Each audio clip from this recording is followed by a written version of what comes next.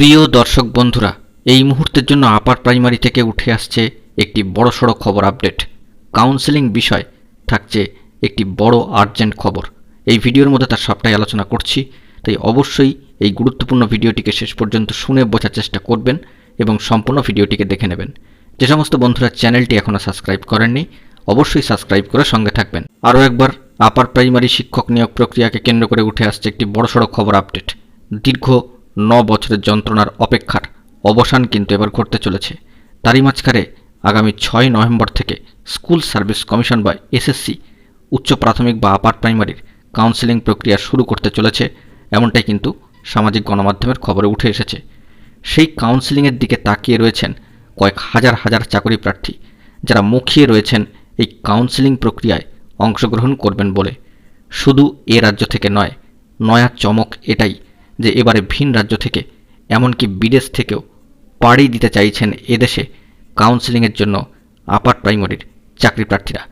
SSC সূত্রে এমনটাই জানা গিয়েছে। বিদেশ থেকেও আসবেন বলে প্রার্থীরা জানা যাচ্ছে এসএসসি সূত্রে। বিবাহ সূত্রে ইউরোপের দুটি দেশে থাকা 2 চাকরি প্রার্থী গত বুধবার ফোনে জানিয়েছেন যে বন্ধুদের মারফত কাউন্সেলিংয়ের তারিখ জানতে পেরে সিদ্ধান্ত নিয়েছেন তারাও কাউন্সেলিংয়ে অংশগ্রহণ করবেন। ভিন রাজ্যে থাকা আপার প্রাইমারির চাকরি প্রার্থীরাও জানাচ্ছেন দীর্ঘ 8 বছর পরে শেষ পর্যন্ত কাউন্সেলিংয়ের তারিখ জানতে পেরে তারা এবার একটু হলেও কিন্তু নিশ্চিন্ত। ইতালির ভেনিসের পশ্চিমের ছোট শহর পাড়ুয়া, সেখান থেকে এক চাকরি প্রার্থী তার স্বামী ইতালির একটি বিশ্ববিদ্যালয়ে গবেষণার কাজ করছেন। গবেষণার সেই কাজ শেষ হয়ে গেলে তারা দেশে ফিরতে পারবেন।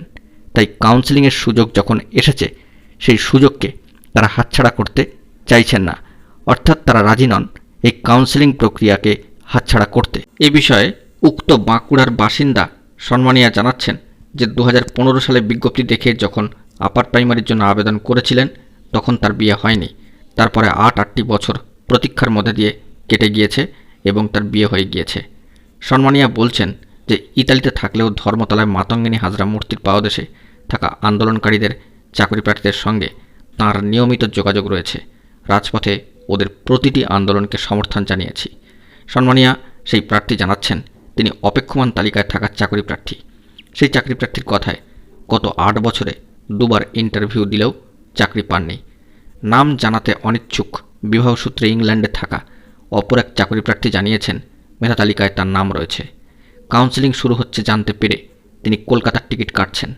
কলকাতার বাসিন্দা ওই চাকরি প্রার্থী ফোনে বলছেন যে জীববিদ্যায় এমএসসির পরে বিএড করেছি। তার স্বামী আইটিতে চাকরি করেন। বদলি হয়ে তার আবার দেশে ফেরার সম্ভাবনা রয়েছে। আমরা দেশে ফেরার সুযোগ পেলে আমি কেন চাকরি করব না? তাই কাউন্সেলিংয়ের সুযোগ যখন এসেছে তখন সেই সুযোগ নিতেই হবে। বেঙ্গালুরুতে আইটিতে চাকরিরত স্বামীর সঙ্গে থাকেন আপার প্রাইমারি বা উচ্চ প্রাথমিকের আরও এক চাকরি প্রার্থী। সেই চাকরি প্রার্থী হুগলির খানাকুলের বাসিন্দা। সেই চাকরি প্রার্থীর কথায় আমার নাম মেধা তালিকায় রয়েছে। যখন আপার প্রাইমারির লিখিত পরীক্ষা দিয়েছিলাম তখন আমার বিয়ে হয়নি। দীর্ঘ 8 বছরে অনেক কিছু বদলে গেলেও চাকরিটা হলো না। এতদিন পরে কাউন্সেলিং হবে, আমাকে অংশ নিতেই হবে। চাকরি পেলে আমি ফিরে আসব। পশ্চিমবঙ্গ আপার প্রাইমারি চাকরি প্রার্থী মঞ্চের নেতা সম্মানীয় সুশান্ত ঘোষ মহাশয় জানিয়েছেন মেধা তালিকায় নাম থাকার যোগ্য প্রার্থী যারা দেশের অন্য প্রান্ত বা বিদেশে থাকেন তারা নিয়মিত মঞ্চের সঙ্গে যোগাযোগ রেখেছেন। কাউন্সেলিংয়ের তারিখ ঘোষণার কথা শুনে তারা অনেকেই রাজ্যে আসতে চাইছেন। প্রসঙ্গত এখানে উল্লেখ্য যে এসএসসি বা স্কুল সার্ভিস কমিশন অবশ্য জানিয়েছে যে কাউন্সেলিং হওয়া মানেই কিন্তু চাকরি নয়। কাউন্সেলিংয়ের দিন সুপারিশপত্র দেওয়া হবে না। প্রার্থীরা শুধু তাদের স্কুল নির্বাচন করতে পারবেন। এ বিষয় নিয়ে মামলা চলছে, ফলে মহামান্য আদালতের নির্দেশে সুপারিশপত্র দেওয়া হবে। পাশাপাশি আরেকটি বিষয় উঠে আসছে যে যদি দূর দূরান্ত দেশ বিদেশ এবং ভিন রাজ্য থেকে প্রার্থীরা আসেন তবে কি ওয়েটিংদের জন্য আর কোনো সুযোগ থাকবে? এ বিষয়ে কিন্তু এখনই কিছু বলা যাচ্ছে না। প্রথম ধাপের প্রথম পর্যায়ের কাউন্সেলিং প্রক্রিয়া শুরু হলে তারপরে কি ঘটছে না ঘটছে সেই দিকে কিন্তু অবশ্যই আমাদেরকে নজর রাখতে হবে।